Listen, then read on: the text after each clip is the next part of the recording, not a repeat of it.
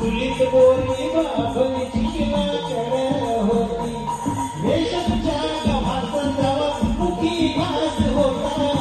आवळीत मटण शिजायचं सारगलीत वास होता. आवळीत मटण शिजायचं सारगलीत वास होता.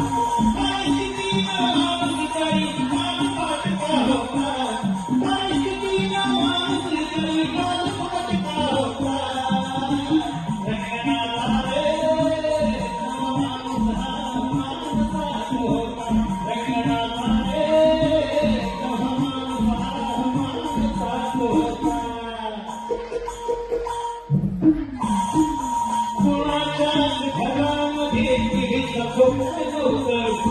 मोबाईलमध्ये कुणाचं झोपण नव्हतं.